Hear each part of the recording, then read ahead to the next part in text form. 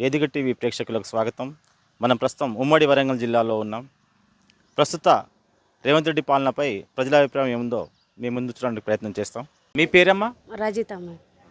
ఏం చేస్తారు? మేము మట్టి పని చేస్తాం. మరి రేవంత్ రెడ్డి పాలన ఎట్లా ఉన్నది? మంచిగా ఉన్నది. రేవంత్ రెడ్డి గెలిచిన కాంచెలా అన్నీ ఉపయోగపడతాయి. ఈ రేషన్ కార్డులు కానీ ఏది కానీ అన్నిటికీ ఉపయోగపడతాయి. మంచి ఆయన గెలిచిన కాంచెలు అయితే అన్నిటికీ సౌకర్యంగా ఉంటాయి. ఏదైనా రేషన్ కార్డు కానీ బియ్యం కానీ ఉప్పు కానీ పప్పులు కానీ అన్నీ మంచిగానే ఉన్నాయి. ఫ్రీ బస్సు కూడా మంచిగానే ఉన్నాయి.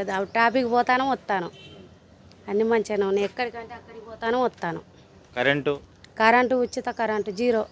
గ్యాస్ 500.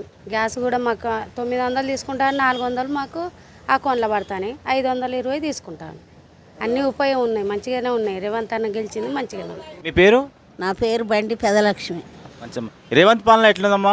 ఎట్లున్నాయంటే ఇప్పుడు ఏంటంటే ఇప్పుడు బస్సు టిక్కెట్లు బంద్ చేసి కాళ్ళు పోయిన వాళ్ళకు, గుడ్డోళ్ళకు, గూనోళ్ళకు, ఎక్కడ దిక్కు దేశ లేని వాళ్ళకు మంచి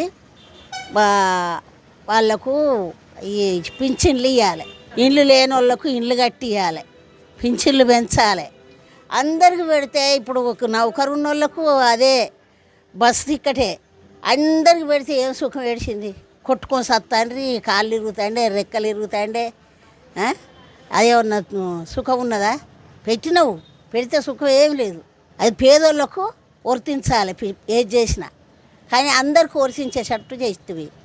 ఇప్పుడు నౌకరదారులు, భార్యలు, పిల్లలు అందరూ దాని మీద పోతారా? బస్ టికెట్ మీద అట్లొద్దు. అది బంద్ పెట్టాలి. ఇప్పుడు పింఛన్లు పెంచాలి. ఆర్టీసీ బస్సులకైనా దేనికైనా కూడా వాళ్ళకు కూడా పెంచాలి.